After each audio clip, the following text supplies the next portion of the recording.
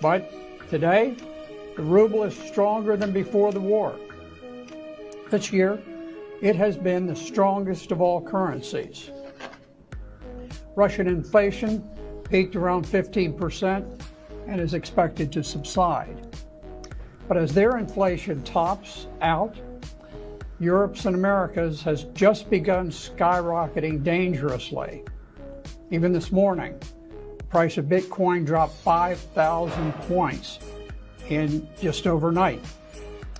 The stock market is becoming extremely erratic and rocky.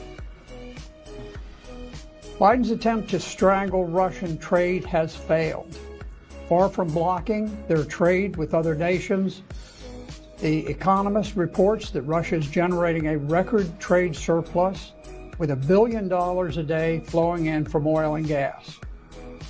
Russia's $250 billion trade surplus more than doubled its surplus in the year before the war.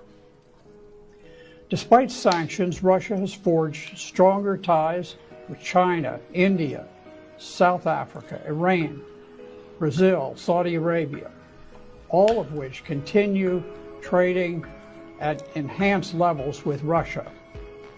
Important countries in the global south are refusing to obey Washington's order to impose sanctions.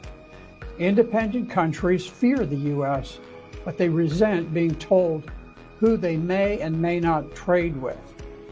Dictating sanction policy to sovereign nations is diminishing the world's respect for America.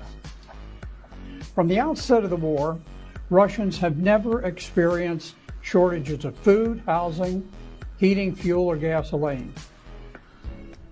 Anyone who expects Russians to crack from the loss of Gucci purchase or Big Mac hamburgers do not understand the Russian psyche. Hopes of ousting President Putin have died.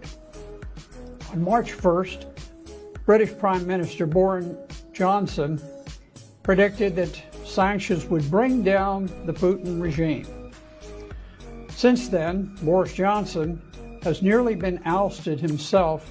E na verdade, hoje ele desistiu, né? Se entregou o cargo dele hoje, Boris Johnson. In a parliamentary vote of no confidence.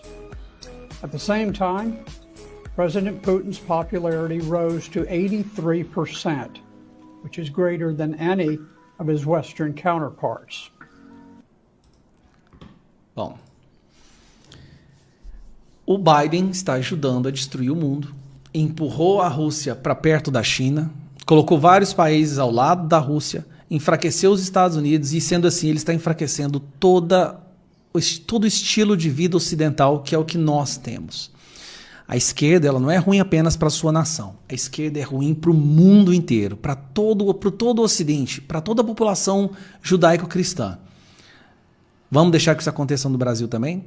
Todos esses países que eu mencionei já se arrependeram. Chile, Argentina, Colômbia. O Chile mesmo está desapropriando, praticamente com nova Constituição, que desapropria a propriedade, as casas, assim como na Colômbia. E aí nós estamos realmente considerando fazer isso com o nosso país, com o nosso Brasil? Bom, agora é a hora da verdade. Biden está destruindo o mundo. Talvez, no Ocidente, apenas o Brasil será o bastião de salvamento, de esperança. E a gente não pode entregar. É isso aí, pessoal. Curta, se inscreva, compartilhe. E aqui na descrição tem o link para você clicar e baixar o Getter. Um abraço. Uai, seu app de vídeos curtos.